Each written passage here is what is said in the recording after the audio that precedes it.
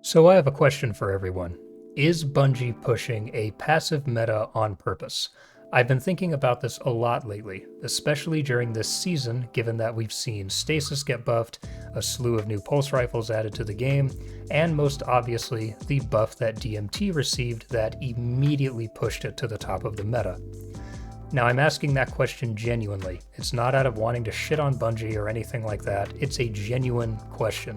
Because I'm starting to think that, yes, it is being done on purpose. But I want to know that hopefully I'm not the only one thinking this and that I'm not just losing my mind. I think it was painfully obvious during Iron Banner, given that to complete the challenges for Iron Banner, you had to be playing on a Stasis or Void subclass, the two subclasses that are the most effective for slowing down the pace of a match. You try to push or play aggressively, and more often than not, you're hard stopped by overshield barricades and volleys of cold snap and duskfield grenades.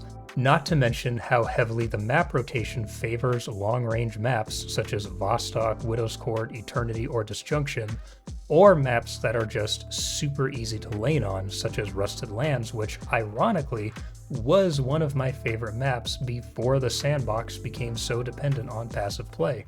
This is the point where I really am starting to think that the passivity of PvP currently is by design.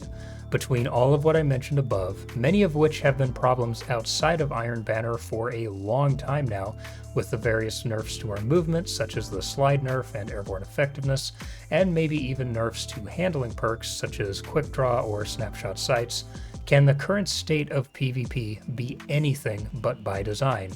And if so, why?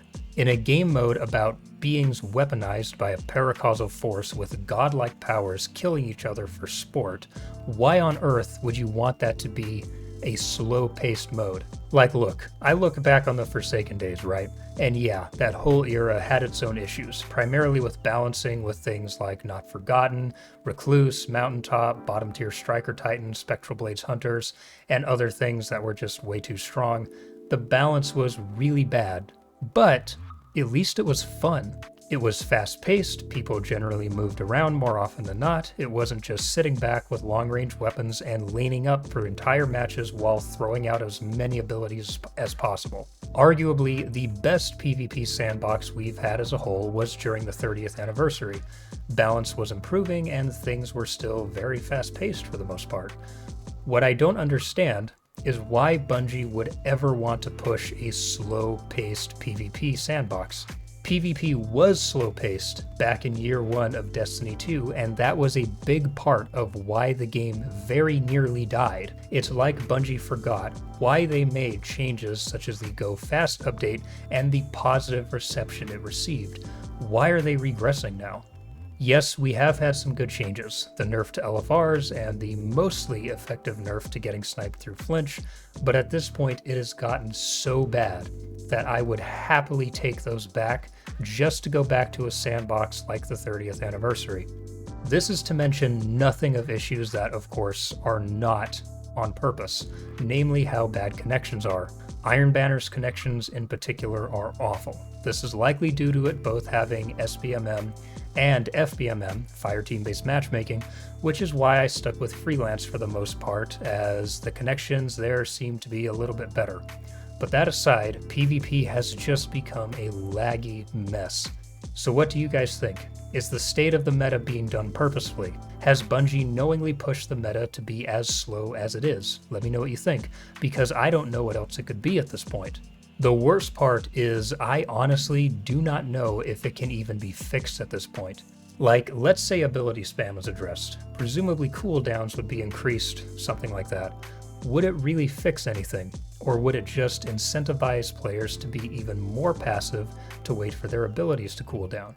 Quite frankly, my guess is the latter. Old habits die hard, especially given that players as a whole have now seen how insanely potent abilities can be. One of the other big issues here is Bungie is insanely and quite frankly unacceptably slow in addressing the issues inside of PvP. Unless ability spam is addressed, pulse rifles and DMT are reined in, something is done about bubble and well in objective-based modes, and connections are improved over the course of one or two updates, we likely won't see much change. which means that unfortunately, my guess is that we're likely to be in a bad sandbox for a long time, unless Bungie goes into panic mode like they did in year one and makes a lot of changes very quickly. But given how they've handled things over the last year, I don't really see that happening. I'm discouraged, not just because of how things are, but that there is the very real question of, can it even get better at this point, or is it just beyond hope? Is it just going to keep getting worse? I don't know at this point.